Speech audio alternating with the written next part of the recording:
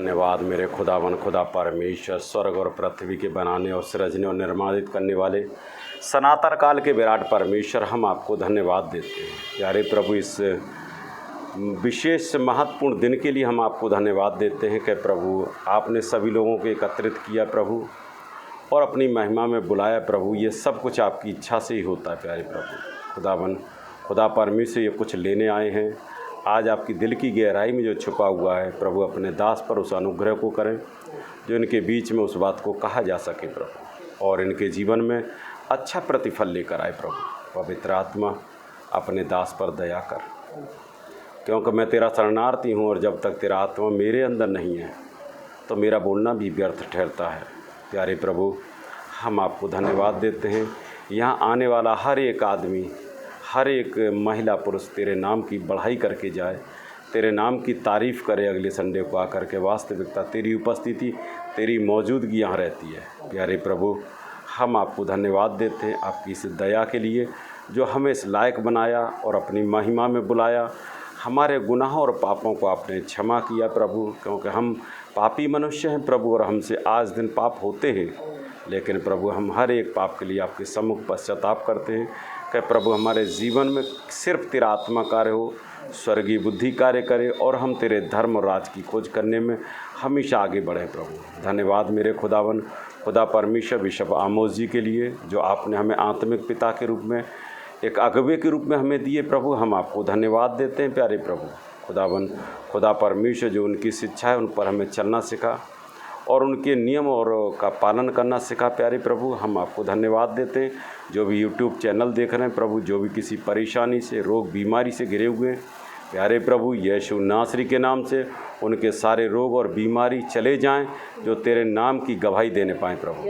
धन्यवाद मेरे पिता, आदर महिमा सम्मान देते हैं यीशु नासरी के नाम से मांग लेते हैं, आमीन। Hallelujah hallelujah.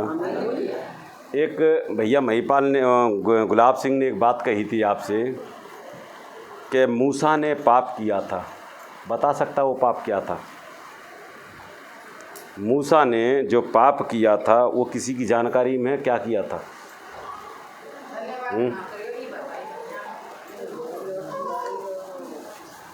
नहीं जानकारी।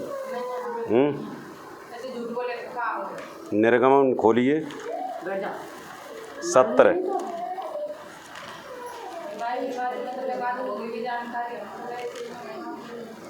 निर्गमन 17 खोलिए, उसका 26 वचन।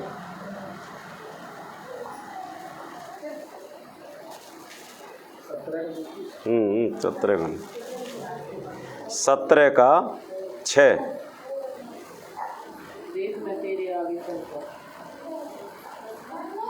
तेरे आगे चलकर हेरो पहाड़ की एक चट्टान पर, गौर से पढ़ना, गौर से उत्तर तुम्ही से पूछा जाएगा, किसी दूसरे से नहीं पूछा जाएगा। एक चट्टान पर खड़ा रहूंगा 17 का 6। और तू उस चट्टान पर मारना, तब उसमें से पानी निकलेगा जिससे ये लोग पिए।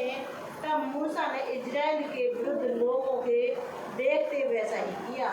ये परमेश्वर ने मूसा को आज्ञा दी। किसकी समझ में आया? क्या कही थी परमेश्वर ने मूसा से? हैं क्या क्या कही थी मूसा से?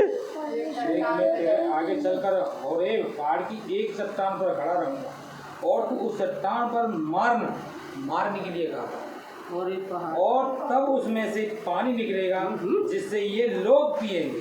तब उसमें से पानी निकलेगा, तब ये लोग पिएंगे। गिनती 20 का 8 बोलेंगे। गिनती गिनती 8 का 20, 20 का 8।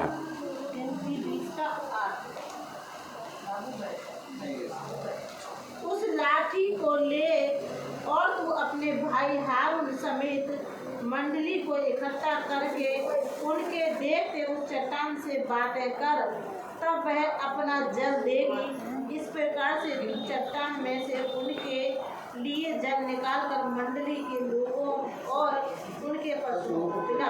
क्या अंतर बताया इसमें? आज्ञा 2 मिली प्रभु मूसा को परमेश्वर की तरफ से। इन आज्ञाओं में अंतर तुम्हें क्या लगा? अंतर ये लगा कि परमेश्वर को माने नहीं, पूछे ही नहीं परमेश्वर से, ना उनकी धन्यवाद करे। देखिए यहाँ परमेश्वर क्या कह रहा है? बातें कि चट्टान पे खड़ा रहूँगा और तू उस चट्टान पर मारना। क्या मारना? लाठी मारना। ये क्या कही उसने? लाठी मारना, तब उसमें से पानी निकलेगा जिससे ये लोग पिएंगे। तब मूसा ने इज़राइल के वृद्ध लोगों के देखते वैसा ही किया। अब 8वें वचन में क्या कह रहा है ये गिनती के में?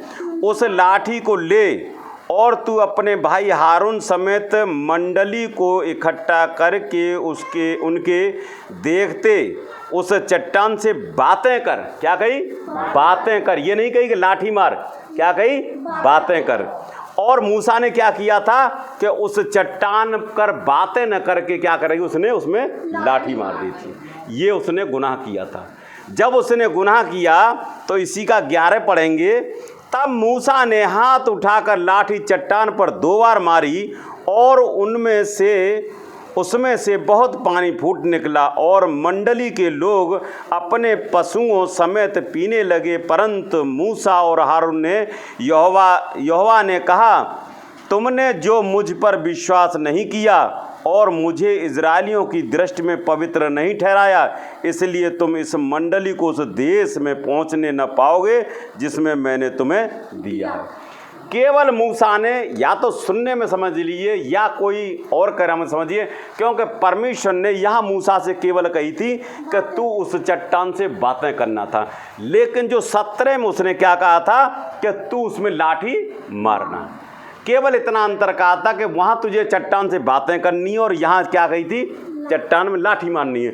लेकिन इस बात को मूसा न जानते हुए उसने उस लाठी को उसमें मार दिया। तब परमेश्वर ने क्या किया? उसने ये नहीं किया तूने गलत किया, क्योंकि तूने मुझ पर विश्वास नहीं किया। अब ये बताइए विश्वास वाली बात क्या आ गई इसमें? बात तो चल रही है आमने सामने, विश्वास कहाँ रह गया? केवल उसकी आज्ञा न मानना। और आज भी हमारे संग में ऐसा ही होता है कि हम जब आज्ञा नहीं मानते हैं तब परमेश्वर हमें दंड भी देता है। ऐसी बात नहीं है। दंड क्यों देता है? कि वो तुम्हें सुधारना चाहता है, बताना चाहता है। योना की पुस्तक आपने किस किसने पढ़ ली है? योना पुस्तक किस किसने पढ़ी है? हैं? योना पुस्तक जो आपने पढ़ी है, योना पुस्तक में आपने क्या पढ़ा है ये बताइए पहले। ये पुस्तक जो बनी है योना पुस्तक में क्या खासियत लगी है? परमेश्वर की आज्ञा नहीं मानी थी योना ने। कौन है? योना ने। हाँ। बात योना की आज्ञा की बात नहीं है। योना, परमेश्वर ने योना को नीनवे में क्यों भेजना चाहता था, बात थी ये। वो आज्ञा तो अलग रही। वो नीनवे में इसलिए भेजना चाहता था ताकि जो नीनवे के लोग थे वो बहुत पाप कर रहे थे और पापियों से जी मौत परमेश्वर कहता है के लिए। हाँ, परमेश्वर ने ये चाहा था कि लोग अगर ये क्या नाम उसका योना को अगर वहाँ जाए तो वो वहाँ भविष्यवाणी करे 40 दिन, और 40 दिन भविष्यवाणी करेगा तो करने के बाद शायद वो पश्चाताप करे, और पश्चाताप करने के बाद में वो बचाए जा सके। परमेश्वर आज भी हमें चाहता है कि हम पश्चाताप करें। ये बताइए क्या परमेश्वर हमें मारना चाहता है? हैं? परमेश्वर हमें बचाने के लिए हमारे पास अपने दासों को, अगुवों को, किसी न किसी को भेजता है कि लोग उसकी बात को सुने और सुनने के बाद में वो पश्चाताप करें कि मैं उन्हें दंड से बचा लूँ। क्योंकि जैसा कि वचन में योना ही खोलेंगे 2 का 3, 3 का खोलेंगे 4।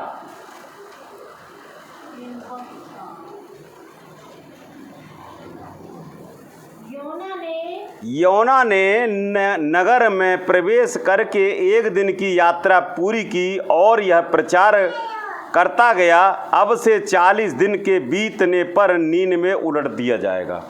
ये जो नीनवे गया था योना, परमेश्वर की आज्ञा थी कि मैं 40 दिन के बाद नीनवे को नष्ट कर दूंगा, मतलब समाप्त कर दूंगा। और योना को ये कहा गया था कि तू जा, उन्हें चेता कि यदि वो अपने पापों का पश्चाताप करें तो मैं उस नगर को नष्ट होने से बचा लूँगा। तो जब योना गया तब उसने पहला प्रचार शुरू किया। तो क्या किया? तब नीनवे के मनुष्यों ने परमेश्वर के वचन की प्रतीति की और उपवास का प्रचार किया और बड़े से लेकर छोटे तक सबों ने टाट ओढ़ा। जब आज हम प्रभु में चल रहे हैं, आज हम प्रभु को मान रहे, लेकिन आज भी हम अपना पश्चाताप नहीं करते।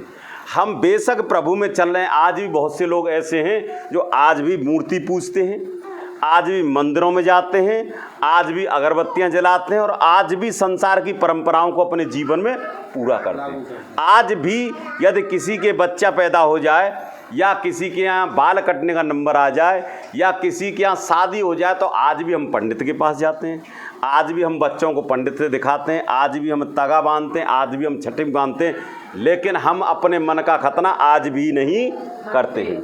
लेकिन यहाँ जब उसने पता लगी, जब नीनवे के लोगों को योना के द्वारा पता लगी कि यहाँ ये मेरा देश पलटा जाएगा और इसका नष्ट होना निश्चित है, तो उसने कहा कि यदि तुम पश्चाताप नहीं करोगे तो ये क्या कर दिया जाएगा, नष्ट कर दिया जाएगा। तो नीनवे के लोगों ने जैसे ही योना की बात सुनी तो उन्होंने क्या किया, उससे लड़ाई क्या करा था उन्होंने, हैं? उन्होंने क्या किया हैं? उन्होंने क्या किया, उसी दिन से उपवास करने का शुरू कर दिया और टाट ओढ़कर वो पश्चाताप करना शुरू कर दिया। कितने लोग हैं हम इस चीज़ को करते हैं, कितने हैं बताइए? फिर भी कहते हैं कि हम स्वर्ग में चले जाएंगे। कैसे स्वर्ग में चले जाओगे? जब हम बात को सुनते हैं, उस बात पर चलते नहीं हैं, मानते नहीं हैं और करते नहीं हैं, तो कैसे हम स्वर्ग में चले जाएंगे? यहाँ जब नीनवे वालों को योना ने बताया कि 40 दिन बाद ये उलटफेर कर दिया जाएगा और तुम अपने पापों का पश्चाताप करो, तो उन्होंने क्या उससे जंग करी या लड़ाई करी या विरोध किया है?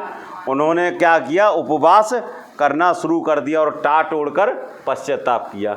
अब ये सूचना जब राजा के पास पहुंची, तब यह समाचार नीनवे के राजा के कानों में पहुंचा और उसने सिंहासन पर से उठ अपने राजकीय वस्त्र उतार कर टाट ओढ़ लिया और राख पर बैठ गया। बताइए कौन है ऐसा? राजा होने के बाद जब उसे पता लगी कि मेरा राज्य समाप्त हो जाएगा, तो क्या वो परमेश्वर के सामने हुलाना देने गया हैं? उसने क्या किया, अपना वस्त्र उतारे और सब क्या हुआ, राख पर बैठ गया अपना पश्चाताप करने के लिए। जब पश्चाताप करने लगा, राजा ने प्रधानों से संपत्ति लेकर नीनवे में इस आज्ञा को ढिढोरा पिटवाया, क्या मनुष्य, क्या गाय, क्या बैल, बकरी, पशु अन्य कुछ भी न खाएं और न खाए और न पिए। मतलब जानवर तक के को उन्होंने खाना नहीं दिया, उनका भी उपवास रखा। इंसान तो इंसान रहे, जानवरों को भी राजा ने लागू कर दिया कि कोई भी पशु, जानवर या कोई भी अन्न नहीं खाएगा। मनुष्य तो सब थे ही उस चीज़ के लिए। मनुष्य और पशु दोनों टाट ओढ़ें। देखिए, मनुष्य के लिए भी कह दी और हम पशुओं के लिए कह दी। हम ये चीज़ अपने परिवार में नहीं कह पाते, वो अपने पूरे राज्य में कह रहा है इस चीज़ के लिए, हैं? तो क्या है, क्यों? उसे परमेश्वर का डर था। हमें और तुम्हें आज भी परमेश्वर का डर नहीं है। हम आज भी परमेश्वर को तुच्छ मानते हैं। हम प्रभु यीशु मसीह की कुर्बानी को व्यर्थ मानते हैं, क्योंकि हमारे मन का आज भी खतना नहीं होता। यदि प्रभु में लोग काम कर रहे हैं, वो सोच रहे हैं कि मेरे यहाँ 500 लोग आ रहे हैं, मैं प्रभु में बहुत ऊंचाई पर जा रहा हूँ, वो कभी इस बात को न सोचें, क्योंकि प्रभु के साथ वो चलते हैं, प्रभु उसके साथ में जो नम्र मन के होते हैं। क्या कही उसमें? न खाए मनुष्य और दोनों टाट ओढ़ें और वे परमेश्वर की दुहाई चिल्ला चिल्ला कर दें और अपने कुमार्ग से फिरें और उस उपद्रव से जो वे करते हैं पश्चाताप करें। जो उपद्रव करते हैं उससे क्या करें? पश्चाताप करें। जब उन्होंने पश्चाताप किया तो परमेश्वर ने उन्हें जो नष्ट करने का वादा किया था, उन्हें नष्ट नहीं किया। अपना जो विचार था वो परमेश्वर ने बदल दिया। बदलने के बाद में अब योना को क्रोध आ गया। मतलब जब नीनवे के लोग नहीं मारे परमेश्वर ने, तो अब योना को क्रोध आ गया। बोले, तूने मुझे बेकारी भेजा यहाँ तक, जब तुझे मानने नहीं थे ये, तो मुझे यहाँ तक क्यों भेजा?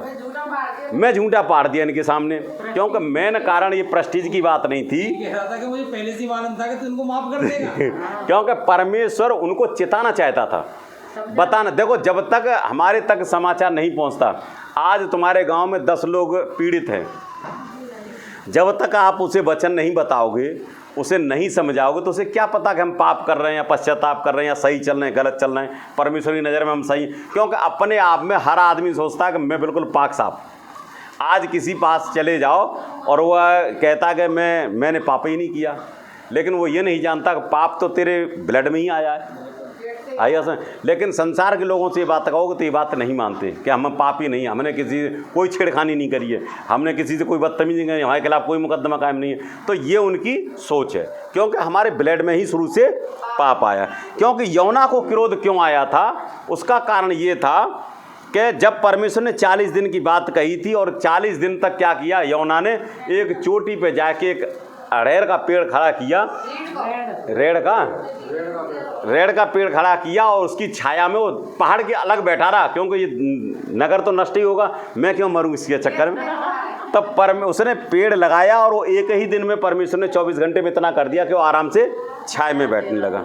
जब यौना को गुस्सा आई तो परमेश्वर से उल्टी सीधी कहने लगा। वो जब कहने लगा तो उसने क्या, रात को सोया और उसने क्या किया, परमेश्वर ने उस पेड़ को सुखा दिया। और जब पेड़ को सुखा दिया तो उसे बड़ा दुख हुआ कि यार मैंने पेड़ लगाया, ये तो बड़ी जल्दी सूख गया।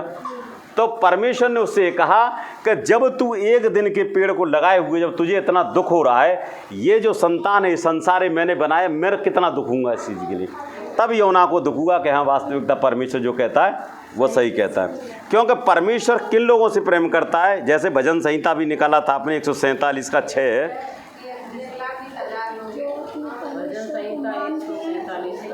परमेश्वर किसके साथ रहता है? देखिए हम और आप कहते हैं कह रहे परमेश्वर पता नहीं कहाँ रहता है।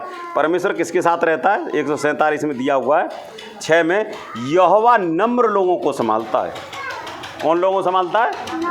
नम्र लोगों को। जब तक हमारा मन नम्र नहीं होगा तब तक परमेश्वर हमें संभालेगा नहीं, क्योंकि दुष्टों को भूमि पर वो गिराता है। दुष्ट कौन होता है? जो परमेश्वर की आज्ञाओं को नहीं मानता। क्योंकि परमेश्वर का वचन जैसे निकालेंगे निर्गमन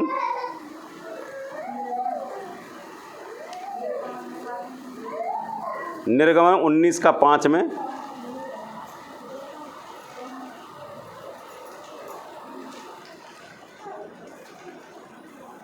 इसलिए अब यदि तुम निश्चय मेरी मानोगे और मेरी वाचा का पालन करोगे तो सब लोगों में से तुम ही मेरा निज धन ठहरोगे। क्या कह रहा है प्रभु? हैं? पृथ्वी तो मेरी है। क्या कह रहा है? इसलिए अब यदि तुम निश्चय मेरी मानोगे, किसकी मानोगे? परमेश्वर की मानोगे और मेरी वाचा का पालन करोगे। क्या कही है? कौन सी वाचा है परमेश्वर की? कि चोरी करना, डकैती करना, व्यभिचार करना, बुरा करना, अहंकार करना, घमंड करना, ये परमेश्वर ने कहा है? परमेश्वर क्या कह रहा है कि तुम मेरी वाचा का पालन करोगे तो सब लोगों में से तुम ही मेरी निज धन ठहरोगे। परमेश्वर ने हमें क्या बनाया? अपना धन बनाया।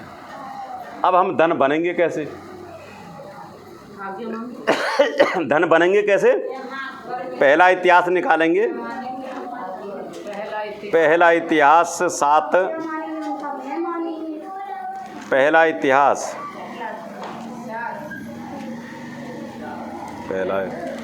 पहला का दूसरा बताता हूँ।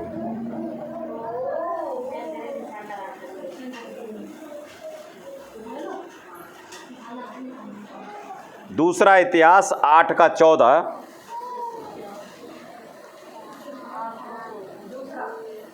दूसरा इतिहास 7 का 14, 7 का 14, 530। यदि तुम मेरी प्रजा के लोग जो मेरे कहलाते हैं दीन होकर प्रार्थना करें और मेरे दर्शन के खोजी होकर अपनी बुरी चाल से क्या करें? बुरी चाल से बने रहें। कह रहा है ना परमेश्वर, क्या कह रहा है? बुरी चाल में बने रहो। यही कह रहा है। क्या कह रहा है? कितने लोग हैं जो इस बात को मानते हैं कि बुरी चाल से फिर जाओ? यदि लोग बुरी चाल से फिर जाएंगे तो परमेश्वर आपसे बातें करना शुरू कर दें, और जब तक हमारे अंदर वही चीज़ रहेगी तो परमेश्वर हमसे कभी भी बातें नहीं करेगा। तो मैं स्वर्ग में से सुनकर उनका पाप क्षमा करूंगा और उनके देश को ज्यों का त्यों कर दूंगा। देश को, परिवार को, घर को, आदमी को कैसा कर दूंगा? ज्यों का त्यों कर दूंगा। जैसा था वैसा ही। अब से जो प्रार्थना इस स्थान पे की जाएंगी उस पर मेरी आंखें खुली और मेरे कान लगे रहेंगे। कहाँ? जहाँ प्रार्थना की जाए। पहले क्या था? परमेश्वर का भवन था, उस भवन के लिए कह रही हैं, लेकिन अब परमेश्वर ने स्वतंत्र कर दिया कि आप अपने कमरे में जाइए और बंद करिए और प्रार्थना करना शुरू कर दीजिए, तो आपकी प्रार्थनाएं वहाँ भी सुनी जाएंगी। दूसरा इतिहास 6:14 14। हे यहोवा, हे इज़राइल के परमेश्वर, तेरे समान न तो स्वर्ग में है और न पृथ्वी पर कोई ईश्वर है। तेरे जो दास अपने सारे मन से अपने को तेरे सम्मुख जानकर चलते हैं, उनके लिए तू अपनी वाचा पूरी करता है, करुणा करता रहता है। वाचा भी करता है और क्या करता है? करुणा भी करता रहता है। कब? जब परमेश्वर की आज्ञा और विधियों और ईश्वर मान के चलते। यदि हमारे अंदर ये परिवर्तन नहीं होते तो आप ये समझिए आज भी प्रभु में वही हो जो पहले थे। क्योंकि सबसे पहले हमें अपने मन का खतना करना है, क्योंकि जो पुरानी बातें थी वो बदलनी है, तब हम जाके प्रभु में कुछ पाएंगे। तो मैं धन्यवाद देता हूं कि प्रभु इन्हीं वचनों के साथ तू इन्हें आशीषित कर।